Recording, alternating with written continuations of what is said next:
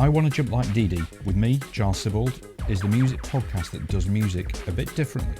I'm talking to some incredible musicians, DJs and producers about how they use an experimental mindset to fuel their own creativity, pursue new challenges, overcome fears, bounce back from mistakes. Okay, so we're back in the London mothership today, and I find myself yet again really happy and excited to be able to chat with my guest today. She's an amazingly talented and hugely inventive guitarist, songwriter, and artist. Her guitar work with the Mercury-nominated Savages produces kind of this hypnotic, uninhibited, and intense, expansive, cascading beauty. I think I kind of exhausted all adjectives in the English language there, didn't I? But her new music collaborative, Bashan, shows even more sort of experimentation with finding a kind of connecting language between what she can create sonically, visually, and tactually as well. So I'm really happy to welcome Gemma Thompson to the show today. Gemma, welcome. Hello, thank you. Thanks for the introduction. really happy to be talking to you. No, brilliant. Yeah, I realised when I was sort of talking, I thought, right, I've been really flowery with this kind of introduction, but it's true. It's all true, I think. And I think so. I mean, from listening to your music, your different sort of music collaborations and collectives that you've worked on, and also looking at your art, I just thought, like, wow, I would really love to try and kind of understand what's driving you, because it seems to me that there's so much kind of freedom in your mindset, with both your music and your art. Going back, what were your sort of formative, right back to whenever, what were your sort of formative influences that led to this kind of like real freedom that you seem to have? Well, firstly, I'm a self-taught musician. So I've never had a lesson about music at all. Yeah. Ever. But I've been to art school, a few different art schools actually, and I'm still currently studying. But yeah. So I feel like I've been taught a lot of certain processes, from say observational drawing through to printmaking for years, and trying to understand the context within where I sit, so that's kind of, I think, applied to music the whole time I've been working on music, and for me they all intertwine. I've always been drawing. That's kind of the beginning of anything I do is through drawing, and I am now kind of currently really trying to understand how and why they intertwine, and they each influence each other. And going back to the kind of formative stage, being self-taught, that also links to a kind of DIY ethos. So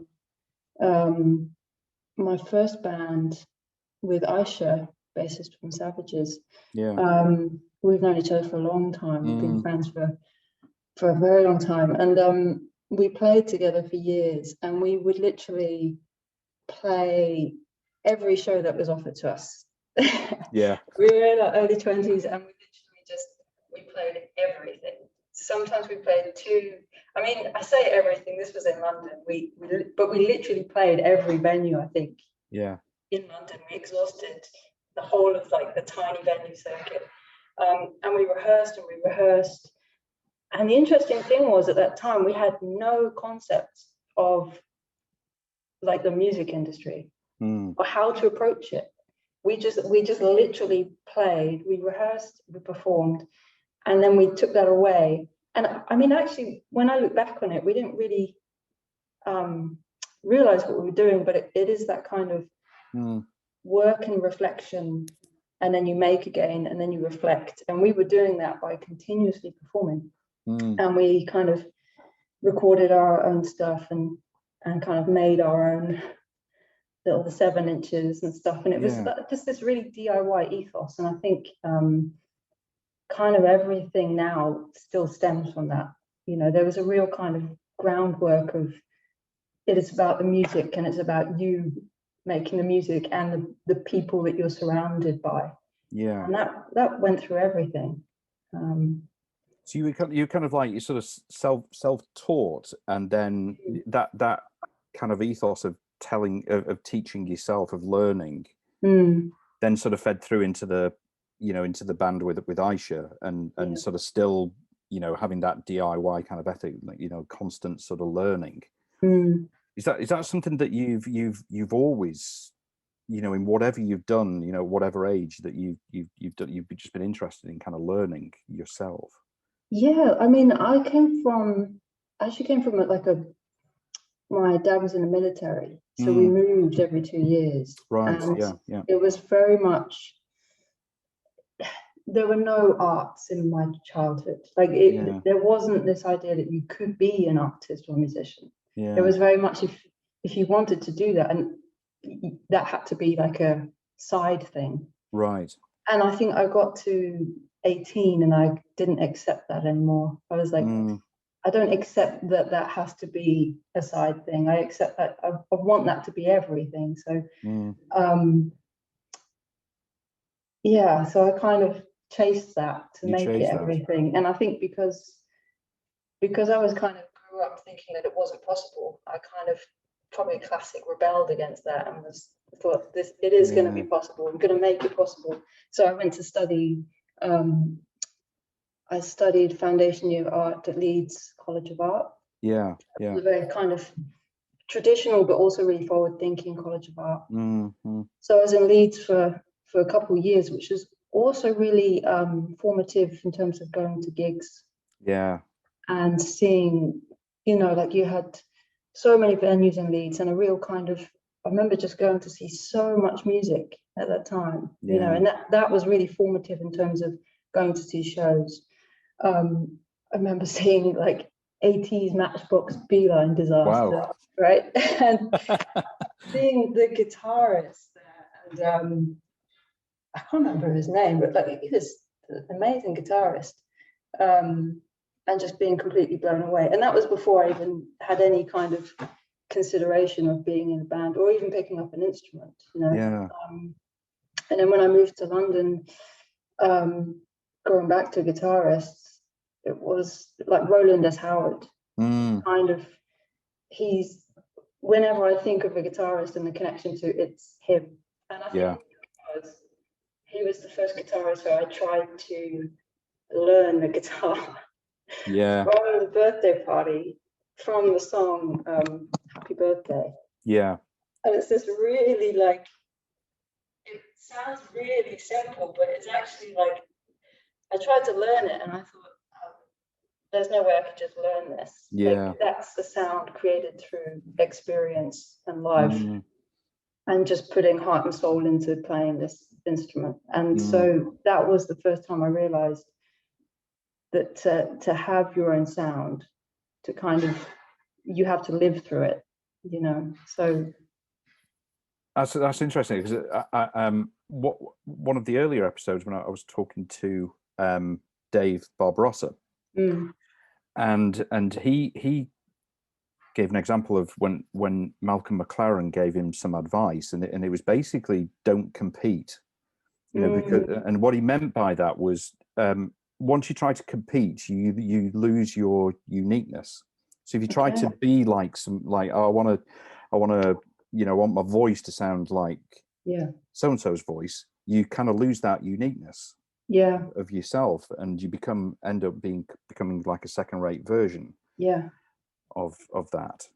So it's interesting compared to, you know, kind of like how you kind of went through that, and then I said, okay, this is about me. I've got to get my own sound. Yeah, exactly. Yeah, it's exactly the same thing. It's like, I can't just be that. I'll be mimicking that thing. I have to find my own version of that. And I think that's a kind of a really not intense, but important thing to realize, whatever you're doing, you know, it has to be yours. But it's fine to go through that process through like visual art or whatever you're doing, is to kind of look at that and trying to assimilate that into your own style, and then grow from that, you know. So yeah, I never forget that. I think I was living in Catford at the time. In Catford, right. When I made that kind of realization. That sort of jump. Do you think that would there was you know, like a part of you that was sort of you know, with not having art in your childhood and then deciding that you wanted art to be a part of your life, that your identity is evolving, you know, and that's kind of continued to evolve as your kind of art forms have evolved as well. Yeah, absolutely. I think it's important to keep evolving, to keep developing what you're doing, to almost have this cyclic thing of making work and then stepping back and looking at it and letting the work be almost like the critic in a way. So it's a conversation between you and your work, and it's almost like, what does it need to go forward? So you reflect on that, and then you go back to work.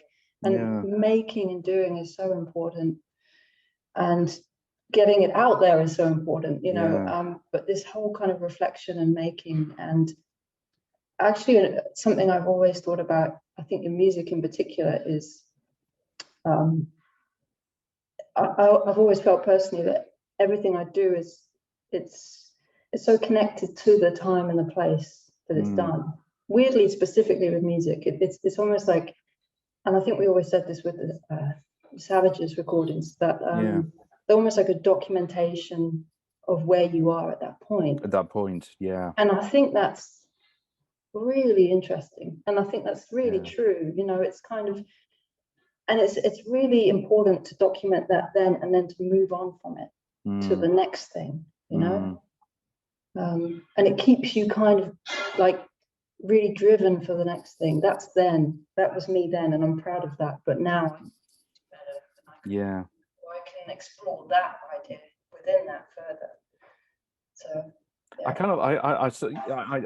totally agree, and I think I like that sort of quote from Mandela about, you know, kind of returning to a place that hasn't changed.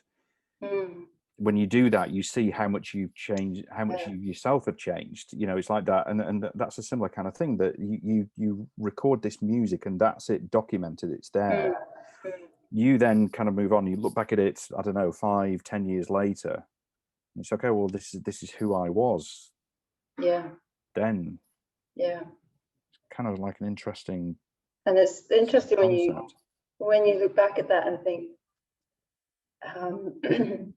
you know, there's a particular set of circumstances that made you form that. Wow, that was something really particular that couldn't be recreated again. I kind of made this. Well, actually, the beginning of Bashan was in 2017 at the end of Savage's touring.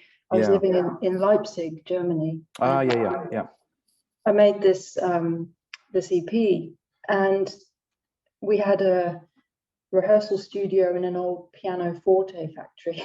It smelled like really terrible chemicals. So it was super industrial, and it was just loads of like metal bands, and then me going in by myself and like kind of bowing guitar and doing all this stuff. You're making use of all the senses. Yeah, exactly. And then we lived in this little apartment that only had one set of neighbors and had offices underneath. So when there were these holidays, our really lovely neighbors said, "Oh, we're going away for 3 weeks." And I was like, "Right, have a great holiday."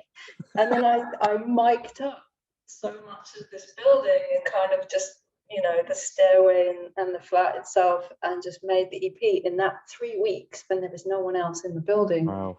And when I listen to it, I kind of remember this whole situation and circumstances, and it's just, it's all connected to that music, all of this, and you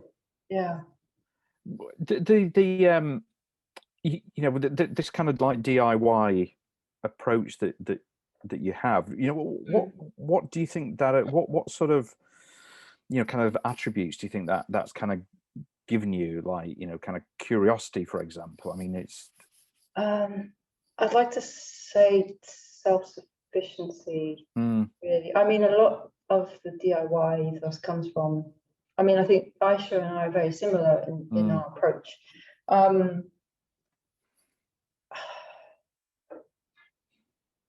I guess it comes from a practical side as well, you know, kind of using what you have. Yeah. So I don't, you know, I guess I come from, let's say, you know, working class background, you know, and I've always tried to be self-sufficient with what I have. Yeah. And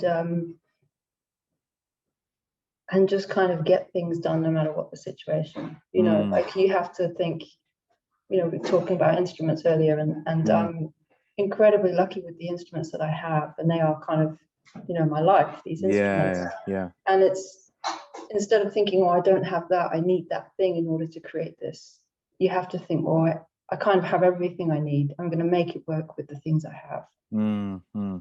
And again, like I'm saying, how I feel it's important to make something now, or to document it now if it's here. Then that kind of self-sufficiency is important. But a lot of it comes from just that a necessity, really. When we first started rehearsing for Aisha and my first band, we ended up paying for rehearsals with paintings. Oh, right. Because I'd exchanged a painting for like my rehearsal bill or something like that. You know, it was kind of do whatever you can to make it work. I kind of like that idea. Yeah, I don't know if it would happen now. No. If I could get away with it. I'd love us to be able, as a kind of society, to be able to kind of get back to that kind of stuff where it's like, I mean, you know, really, if you think about it like that, I mean, it's you're just transferring something of value in a different way. So you know, money, you like, you know, your art is has got a value to it. You know, you're just using something that you've got to be able to pay for something. I'd love to be able to get to that back to that. I know. Well, I've been thinking of something similar to do. Actually, starting to work on an idea behind that, like a collaborative exchange between. I was trying to make a visual score between making the score and developing it as a print and a very small series, and exchanging that with a musician for a piece of music from that piece, and having a kind of exchange of artwork and music from all over the world. And I thought that would make a really interesting kind of document. I think that's great. I think that's great. I did a thesis a few years ago, and it's kind of like about these kind of like, you know, intangible assets that we have, you know, like you know, adaptability and creativity and things like that, and it's that kind of idea that those things have a value, and they're not always recognized. When we think about, you know, kind of, you know, what assets have you got, you tend to think about, okay, I've got, you know, some money in the bank, and maybe I have a car or whatever. It's those physical things you can put your hand on, but the other stuff that you use to create, you know, our own skills have got a value. Yeah, definitely. I love that idea. I think that's a great one. So whereabouts is that a project that's in kind of development? It's a project that's in development, and I'm actually was planning to do it through a process of photolithography. Yeah. And the workshops that I use are currently closed, but are opening soon. So that's why I'm saying it's hurrah development, and because it's a process I've just learned, and I guess going back to continually developing and learning, I really love printmaking processes, especially like intaglio etching processes, which they're both like a very kind of alchemical processes, you know, and lithography is this very particular process, working with these stones, and this idea of water and oil don't mix. And they're really suitable for drawing. You know, drawing is kind of the whole thing I'm using here. But there's a process called photolithography where you can work on very thin plates of aluminium, and it's easy to do layers through that process. So yeah, that's what I'm kind of currently trying to work on. As soon as the workshop's open. As soon as the workshop's open. Yeah. You mentioned that you were talking about your guitar, that you sort of self-taught a lot of things. Do you think that kind of allows you, sort of more freedom in your mindset? Because I remember, like, when I was a kid, I was sort of classically trained in the cello, right? Yeah. and I sometimes think that gives you a framework that sometimes you're a bit afraid to step outside of that, because this is how it's done. And I'm wondering how you sort of feel being sort of self-taught, if you feel about that. I think so, though I really don't know how to compare it with the other, I think it does. I mean, I feel like I don't have anyone to answer to when it comes to writing music other than myself. And obviously my bandmates of Bashan, but it's I don't have. I think you're right. I've never felt like I have those kind of barriers. Is this a correct way of doing something or not? And like, that's never really mattered to me. I've always felt like however I can make a sound out of this instrument and it sounds good and it works, then that's what I'm going to use. And I actually really like the idea of the balance between noise and harmony and this kind of destructive sound with a harmonious sound. And I think that's always what's really interested me in making music, basically, this amazing contrast, and the kind of the feel and the touch into creating both of those things. So I guess that is a sort of freedom from if I was classically trained on guitar, for instance. And maybe I could relate that to drawing, for instance. I studied observational drawing for a year and a half, really intensely. And I had an amazing tutor called Dilip Sir, who would encourage us he had a phrase that was like, fail harder, kind of thing, which was basically, you work on this drawing for hours and you work on it so much that you kind of destroy it and you hate it. And then only when you start to really hate it and you think you've destroyed it, that you have freedom to just do what you want with it. And it's so strange, because you think, I have this fear about drawing. Like, I'm literally like charcoal, this material on a piece of paper, but I have a fear that it has to look a certain way. And I think that's probably the same with, that's the same with music. You have this thing where this has to be a certain way because I've been trained that it has to be this way. And you're weirdly, it's almost irrational, but weirdly fearful of breaking that. So when I think if you embrace this idea of failing at this thing you're doing, or like destroying it, or like, I guess, like the classic kicking through the wall, you've then got the freedom to do what you want with it, and then it can be interesting. But I think that's really fascinating, that kind of gut instinct that kind of motivates you to sort of do things, and trusting that, and then, but at the same time you have these fears of what you think it should, or what you think, or what you think people think it should look like, and how you kind of overcome that, because kind of like destroying something or being comfortable with mistakes is not something that I don't think that come to a lot of people. Maybe, I don't know, maybe more people in the creative industry, you'd know better than me, that whether they're comfortable with making a mistake and accepting that that's kind of part of their kind of life, of what they do. It's still a tricky one. I still find myself like making a particular drawing and thinking, is this aesthetically pleasing? And then I think, aesthetically pleasing to whom? Does it excite me what I'm doing? It doesn't. I'm not worried about. I guess it completely depends on intentions as well, doesn't it? It's what it is you're intending to do or intending to make. And that's why I think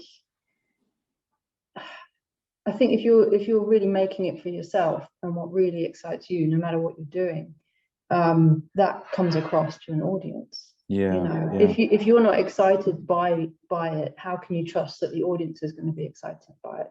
Yeah. But if you're excited by what you're making and people don't get it or don't understand it, then that doesn't really matter, because you're excited by it, which means you're then going to develop something further from it, or Yeah. take Yeah. the idea further, or yeah. Do you rely on your sort of gut instinct a lot? Is that a big part of what you do, or of how you do things, I should say? I guess it is. I mean, yes, I think I solidly say yes. But I guess it is, but yeah, absolutely. I think I feel like all my life I've just been following my gut instinct. Just like taking risks because my gut instinct believes it's right. Yeah. I mean, that thing of you just mentioned it there, of risk, and kind of gut instincts and sort of risk, and as we get older, we tend to, I mean, generally not everybody, but as a general thing, people tend to become more risk averse as they kind of get older. Maybe that applies more to, I don't know, kind of people that have perhaps been in more sort of safe, secure jobs, for example. Not that there are many these days, it's kind of difficult, but overcoming those sort of risks or tolerance for risk and fears is something I think is kind of quite important. Yeah, I think so. I definitely feel that as well. There was a point where, and I think that's really normal, it's really, and like doubting what you're doing in your work is completely normal. It's not like, oh, I'm the only one ever to doubt being an artist. Like, being an artist in any form is really difficult and like a massive risk in itself. Yeah. But yeah, you have to. There was a moment when I felt like I had two pathways, and I felt like there's no one but me that can tell me whether to stay on this pathway or to get off this pathway. Yeah, or to get take a different route. And I didn't really know how to solve that one, but I ended up going to. I've never done this before. I don't know why I even decided to do it. I went to like a card reader, fortune teller. Okay. Without telling them anything about myself. And I was at this point where I was like, if someone just flipped a coin, I would make that decision, because I don't know how to trust myself at this point. And it was a really peculiar time. But luckily, I guess this card reader said, just stay on the path you're on, without me even saying anything. Wow. Or saying any information about myself other than my name, basically. Yeah. So it's incredibly hard to try and say how to navigate that. It's, you just have to continue to be excited by the work you're doing, and keep. I mean, for myself, I feel like I have to keep learning and keep taking another step forward with this. And if there's and not to be afraid of taking that step, taking that risk, No, go on. Sorry. No, go on. I was going to say for kind of keeping excited in what you're doing. What's the what does that for you? Is it continuing to learn, finding new things? What is it that kind of keeps your motivation to I say motivation? What is it that kind of keeps you excited in what you're doing? In your work, in whatever part of your life. Sorry, that's really hard. I know. I wouldn't have a clue how to answer it. I've gone silent. God. I think the continuous possibilities of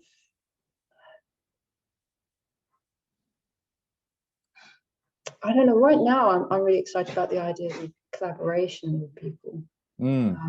Yeah. And that's that's really exciting me at the moment. Kind of thinking, how can I share this work with others, and what would I get back from that? And maybe I feel like that's quite a particular thing of this time, you know, trying to find a human connection with friends or artists that are in North America, or, you know, Portugal or wherever. Just how can I connect my work with theirs, and what are they doing now, and how to, you know, maybe the answer to this is kind of partly understanding your context or your contemporaries,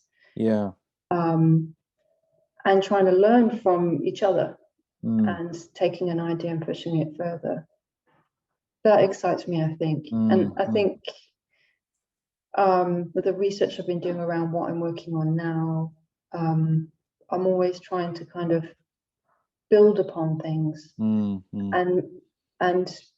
find a language for myself of my own experience, you know. And I find that exciting, the idea of finding out for myself about how it is that I draw, how it is that I play music or work on sound. How are they combined? Is that my language, and is that my whole life experience? And how would someone else's language be if they were doing the same thing, you know? And it's goes down to, you know, what makes us who we are. I'm started thinking about, you know, with the work that you're doing around movement. I started thinking, like myself, sort of thinking about movement in a kind of different way. And I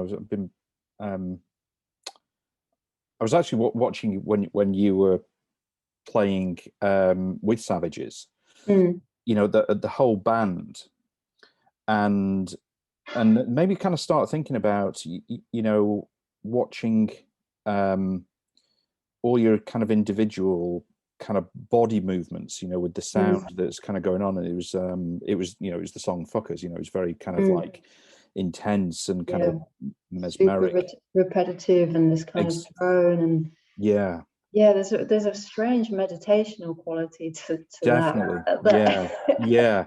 I really love, actually, through drawing and through working with sound, repetition.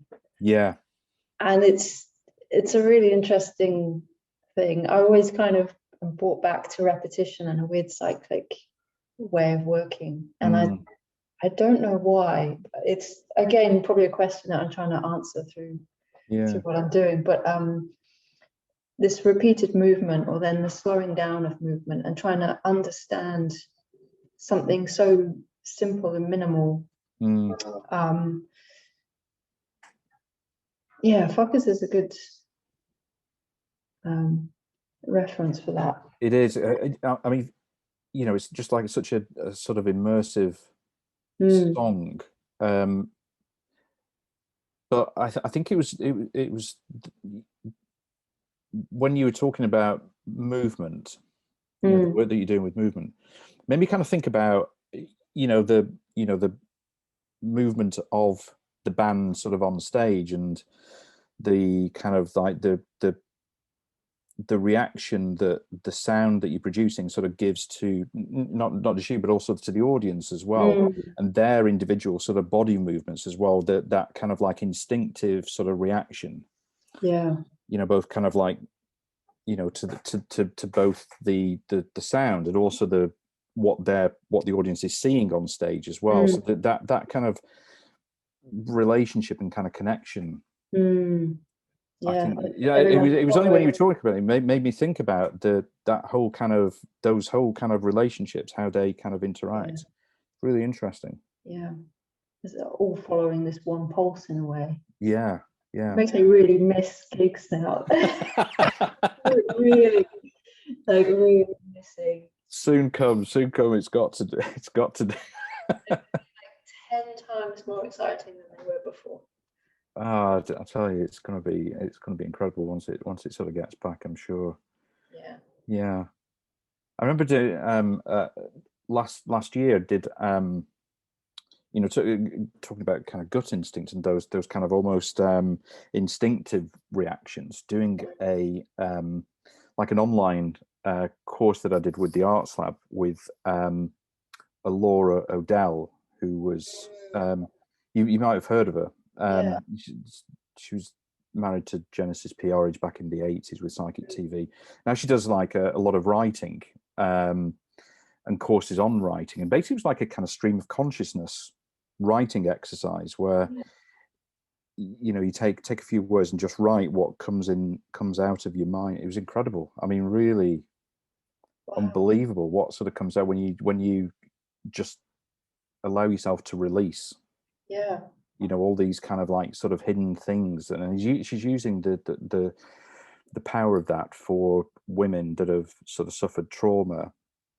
You know, either in, you know, sort of physical, you know, abusive relationships, for example, to allow these kind of hidden stories or stories that shouldn't be told to actually sort of come out. You know, it's really kind of incredible in that kind of instinctive reaction. Yeah, to give them the space to get this out. That's really interesting, actually, because I'm always trying to find ways to have to draw more intuitively without overthinking. I've always been trying to figure that out, and I think writing as well. I haven't actually tried that process. I'd definitely be interested to look into it. Yeah. Work. But when you stop overthinking something, that's I find that with writing as well, writing music. When you're kind of tired or you're on the edge of like or a bit hungover or a bit kind of not as sharp as you should be, sometimes I felt like not that I don't care, but I'm not kind of constricted by a certain process. It's like something is broken down, and it's easier to get to something that is not being thought over too much. And it's the same with drawing. And actually, it's really interesting drawing with the hand that you don't normally draw with. Right. That's really nice. I used to go to the British Museum. And take like a left-handed sketchbook where I would draw objects with my left hand and not try and restrict it too much, you know, kind of give it a freedom and just accept that that's what it was. And then if you then try to draw the same object with your right hand or with your normal hand, it's almost so connected to your brain, like it has to be this way. You've got these almost muscle memory of how you should perform as a drawing hand. And I always prefer the left-handed drawings. They have this like energy and excitement in them. Wow. That I wouldn't have caught with the normal hand. With your normal hand, So that's making me think maybe I should get a left-handed guitar and just see what happens. You know, but that's really interesting. It's like whatever you're working on, whatever your practice to kind of, it's like a classic Brian Eno flip card, isn't it? Like spin it over, do it the other way, turn it upside down. If you're stuck, just kind of flip it. Just flip it. Just do it faster, do it slower. Yeah. Do it with your eyes closed. And see what happens. When you were, I was just thinking now, again, about when you were talking about collaborations. Sorry to flip back a little bit, but the sort of people that you enjoy kind of collaborating with, do they tend to be?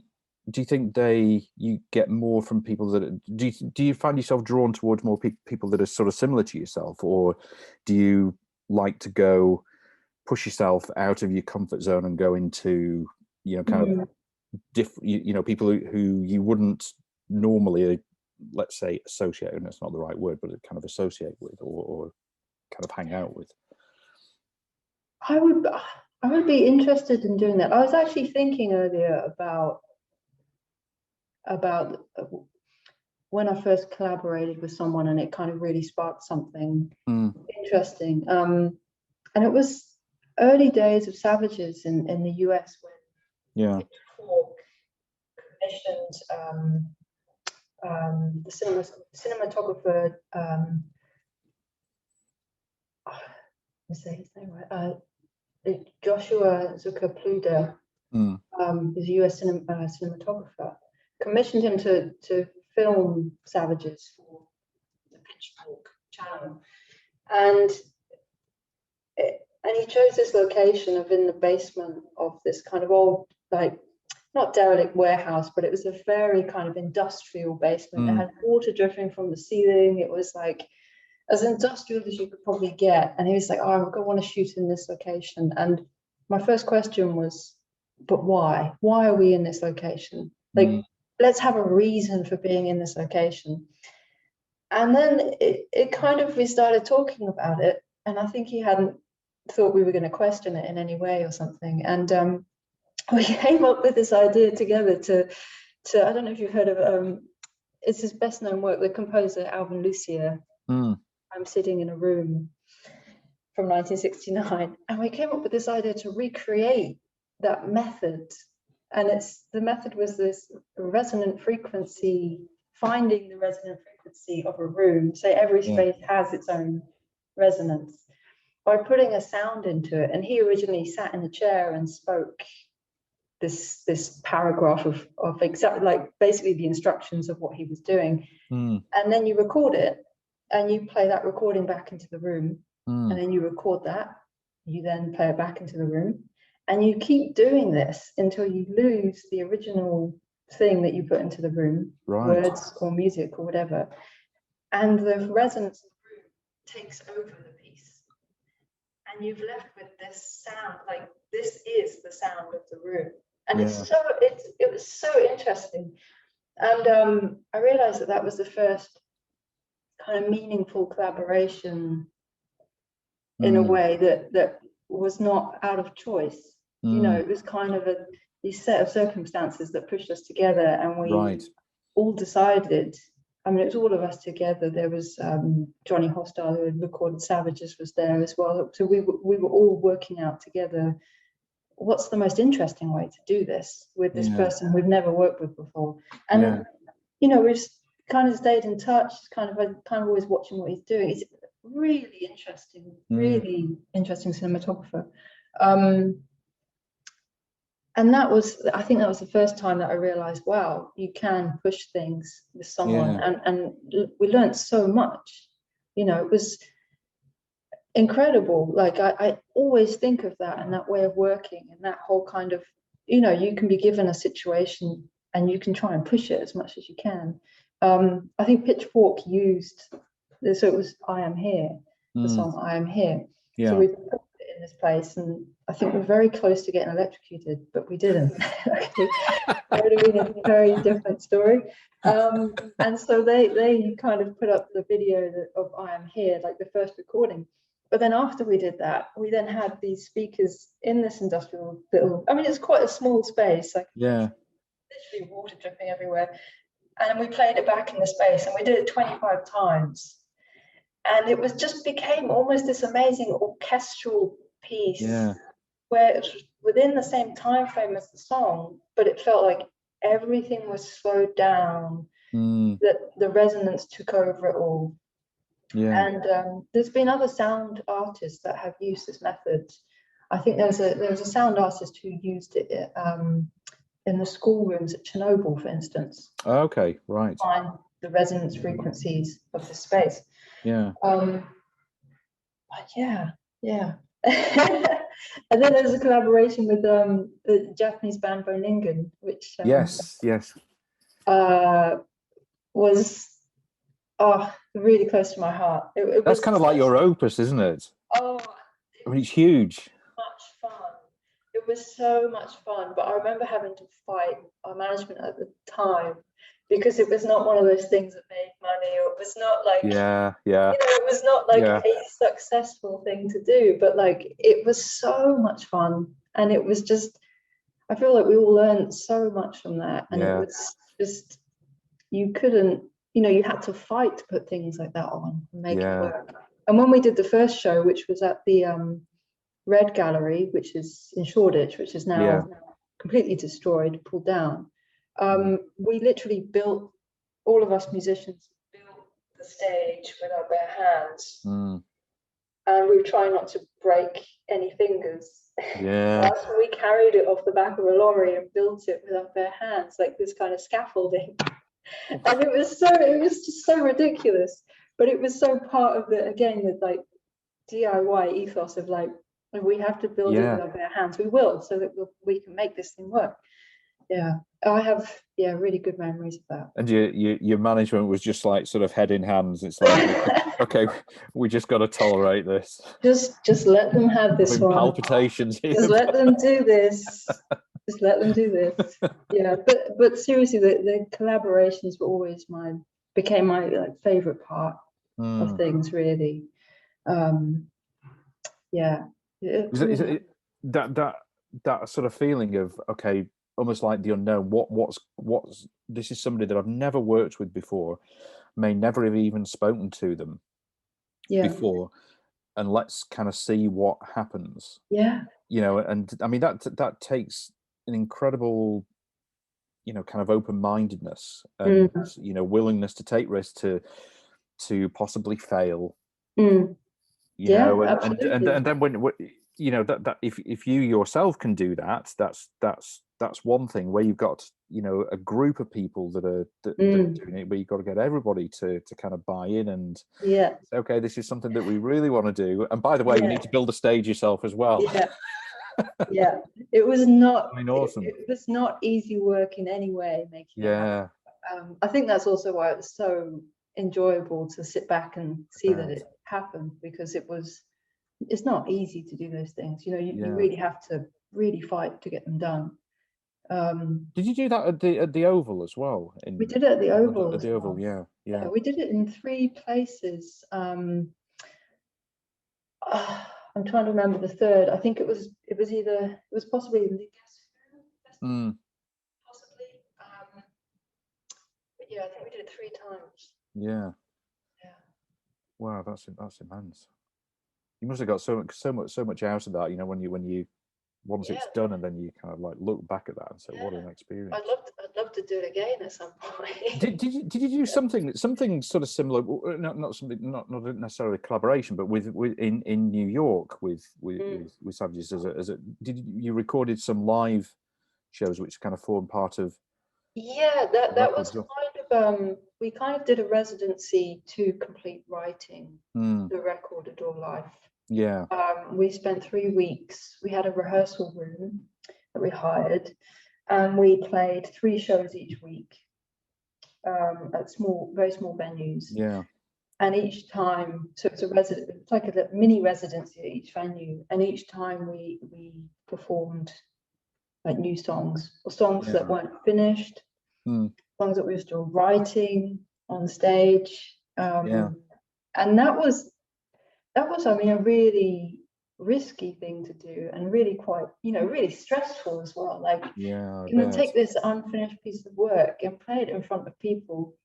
But it kind of goes back to Aisha and my first band, where that's literally how we wrote, and that's how we, in effect, rehearsed, was to put it in front of people. And that's kind of why I say embracing failure is part of the process, because you learn as much from when something doesn't work from when it does work, you know. Yeah. And then you build upon that. But so yeah, that whole mindset was used for that kind of writing of that record. But it was really hard. I remember carrying amps through. It was when there was the massive snowstorm of New York, and New York shut down. We were dragging amps through like 3-foot, 4-foot snow drifts. They do snow quite well there, don't they? Surprisingly, snow was done really well there. Yeah. So that's great. Yeah. Really wow, good. that's been a phenomenal experience to do that. Yeah, and actually, the other 2 musicians in Bashan, we're a trio. Sam Sherry and Adam Sherry. The first time we collaborated was 2015, when we did a project at Barbican as part of the Station to Station Festival, Doug Atkins Festival, and we collaborated. So it was those 2 and Savages, and then the dance choreographer, and we used the space, the gallery of Barbican, and we wrote a piece around that space, very site-specific piece, and that was a really good experience. That again was, you know, not an easy experience to do. I mean, like you say, when you have these artists from different backgrounds and from different ways of working, to come together, you have to be really open and humble in a way, you know, and accepting of each other's ways of working. And but you learn so much just from how other people work.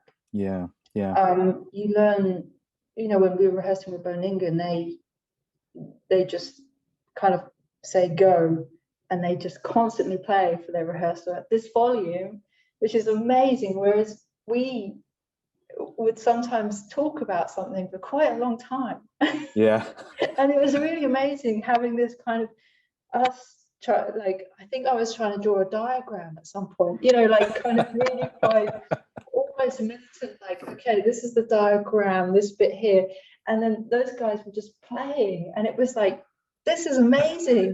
You know, we could work like this, we could literally just.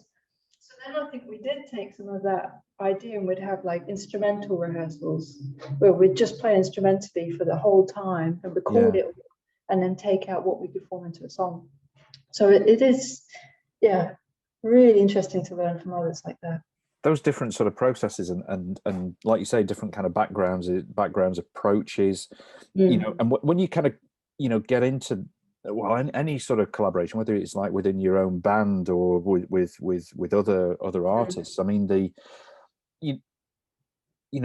kind of level of you know, kind of like emotional intelligence that you have to be able to, an open-mindedness to see things from somebody else's perspective, you know, about how they're doing it, and, you know, not be kind of dogmatic in your own approach, you know, to see different kind of perspectives is you know, in every walk of life now, I think that's, you know, it's kind of really important to be able to do that. Yeah, absolutely. You know, to achieve things, you know, and to be able to kind of progress. And I think that you know, we've seen, you know, a lot of cases where you know, in generally kind of in life where there isn't that, you know, kind of either understanding or empathy.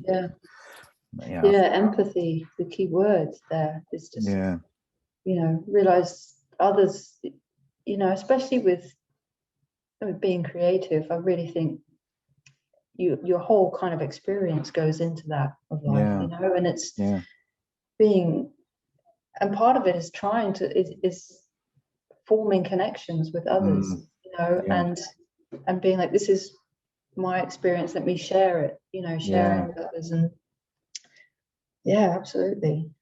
So what's next then? What's coming up next for you?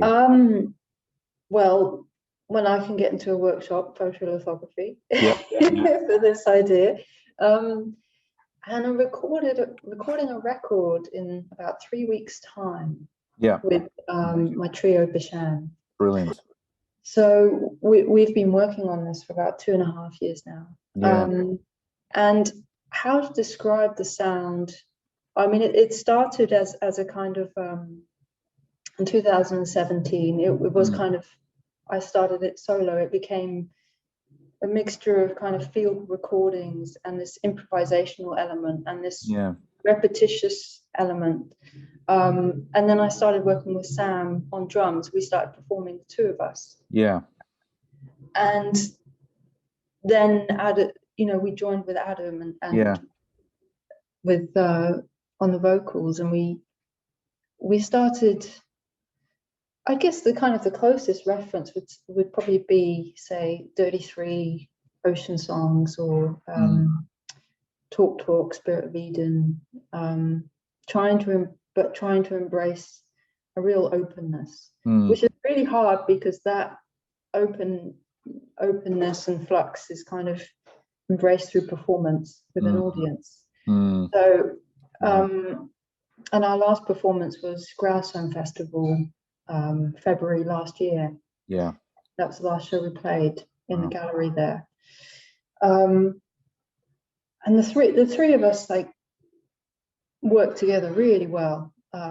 I know it's kind of not a boast, but like we're very close. We live together. So we've actually been very lucky that we've been able to live together all this time and continue to work on music. Yeah.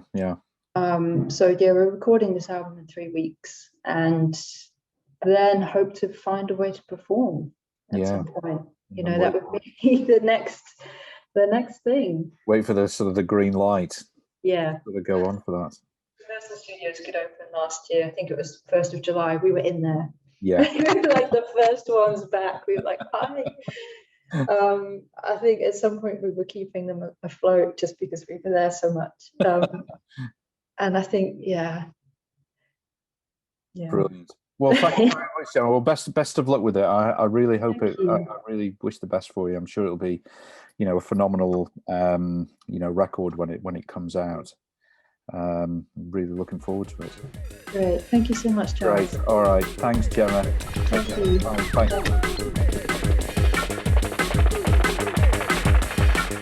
Thanks for listening to the show, and I really hope that you enjoyed it and that you'll tune in for the next episode. In the meantime, it would be really awesome if you could rate and review the show and also share it with any friends who you think might enjoy it.